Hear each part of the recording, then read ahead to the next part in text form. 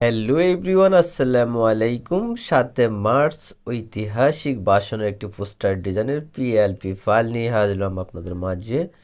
এই পিএলপি ফাইলটি কাস্টমাইজ করার জন্য আপনাদের প্রয়োজন হবে ব্যাকগ্রাউন্ড রিমুভ করা একটা ফটো, একটি পিএলপি ফাইল। ভিডিওটা সম্পূর্ণ দেখে সাইটটি সংখ্যার পাসওয়ার্ড সংগ্রহ করে পিএলপি ফাইলটি ডাউনলোড করে নেবেন। পিএলপি ফাইলটি কাস্টমাইজ করার জন্য আপনাদের প্রয়োজন হবে একটি পিক্সেলল্যাব অ্যাপ্লিকেশন। পিক্সেলল্যাব অ্যাপ্লিকেশনটি আপনারা প্লে স্টোরে পেয়ে যাবেন বা এই ভিডিওর ডেসক্রিপশন বক্স থেকে পিক্সেলল্যাবটি ডাউনলোড করে ইনস্টল করে নেবেন। এখন আমি আপনাদেরকে দেখিয়ে দিব কীভাবে আপনার পিএলপি ফাইলটি পিক্সেলল্যাবে ইনপুট করবেন, কাস্টমাইজ করবেন। পিএলপি ফাইলটি ইনপুট করার জন্য প্রথমে থ্রি ডটে ক্লিক করে দিতে হবে। তারপরে আপনারা এখান থেকে ওপেন ডট পিএলপির মধ্যে ক্লিক করবেন।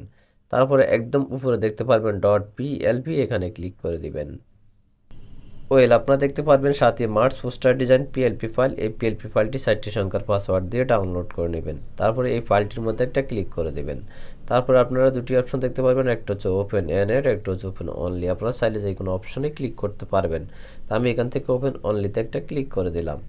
ওয়েলকাম ভিউয়ার্স, পিএলপি ফাইলটি পিক্সেলল্যাবে ইনপুট হয়ে গেছে। এখন শুধু কাস্টমাইজ করব। তো আমরা এখান থেকে ফটোগুলো কাস্টমাইজ করতে পারবো, পিএনজিগুলো কাস্টমাইজ করতে পারবো, চাইলে এই ছবিগুলো কাস্টমাইজ করতে পারবো।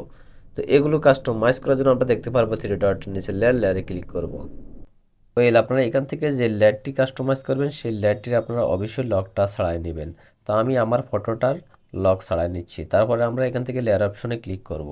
তারপরে আমরা দেখতে পারবো আমাদের ফটোটা, এই ফটোটা দেখতে পারবেন নড়াচড়া করতেছে। তো এই ফটোটাকে চেঞ্জ করার জন্য আপনার নিচে মাঝখানে এই অপশনটার মধ্যে একটা ক্লিক করে দিতে হবে। তারপরে আপনারা আরেকটি অপশন দেখতে পারবেন, এই অপশনটার মধ্যে ক্লিক করবেন। আপনারা গ্যালারি থেকে ফটোর ব্যাকগ্রাউন্ড রিমুভ করা একটা ফটো নিয়ে আসবেন। যদি ফটো থেকে ব্যাকগ্রাউন্ডটা না রিমুভ করতে পারবেন বা ফটোর নিচের অংশটা না রিমুভ করতে পারেন, তাহলে অবশ্যই এই ভিডিওর আই কার্ড অপশনে ভিডিও আসবে, ভিডিওটা দেখে আসবেন। তারপর আপনারা এখান থেকে রাইট অপশনে ক্লিক করে দিবেন। তারপর আপনারা এই ছবিটার কোনায় ধরে যথেষ্ট পরিমাণ ছোট করে নেবেন এবং ছোট বড় করে নিতে পারবেন। তো আমি ছোট করে নিচ্ছি। তারপরে আমরা এখানে ফটোটা বসাই দিব। তারপরে এভরিওয়ান আমরা দেখতে পারবো এখানে নামটা দেওয়া আছে, নামটিকে অবশ্যই চেঞ্জ করতে হবে। তো এই ফটোটা আমি যেভাবে চেঞ্জ করছি সেম একইভাবে আপনারা এই ফটোগুলো চেঞ্জ করে নিতে পারবেন। তারপরে এভরিওয়ান আপনারা এখান থেকে নামটি চেঞ্জ করবেন। নামটি চেঞ্জ করার জন্য আপনারা আবার লেয়ার অপশনে ক্লিক করে দিতে হবে।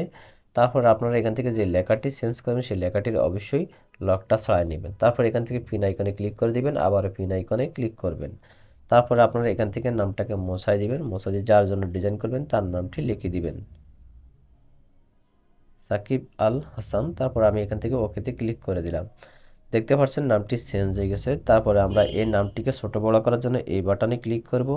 তারপর এখান থেকে সাইজ অপশনে ক্লিক করে আমরা নামটাকে ছোট বড় করতে পারবো। চাইলে আমরা এই নামের কালার পরিবর্তন করতে পারবো। যেন কালার অপশনে যাব, গিয়ে আমরা কালারটা চয়েস করে দিব। আপনারা আপনাদের মতো কালার দিতে পারবেন। তারপরে এভরিওয়ান আপনারা এই ডিজাইনটি সেভ করবেন। সেভ করার জন্য একদম উপর সেভ আইকনে ক্লিক করবেন। তারপরে এখান থেকে সেভ অ্যাজ ইমেজে ক্লিক করবেন। তারপরে আপনারা এখান থেকে সেভ টু গ্যালারিতে ক্লিক করবেন। ক্লিক করার সাথে সাথে ডিজাইনটি সেভ হয়ে আপনাদের গ্যালারিতে চলে যাবে। তো আজকের মতো ভিডিওটা এই পর্যন্ত। যদি ভিডিওটা আপনাদের কাছে ভালো লেগে থাকে তাহলে অবশ্যই একটা লাইক করবেন, কমেন্ট করবেন, চ্যানেলটি সাবস্ক্রাইব করে রাখবেন পরবর্তী নতুন নতুন ফাইল পাওয়ার জন্য। তো আপনাদের কোথাও বুঝতে অসুবিধা হয়ে থাকলে, কোনো সমস্যা হয়ে থাকলে অবশ্যই আপনারা আমাদের টেলিগ্রাম গ্রুপে জয়েন্টে আপনাদের সমস্যাটা সমাধান করে নেবেন। ধন্যবাদ সবাইকে। আল্লাহ হাফেজ।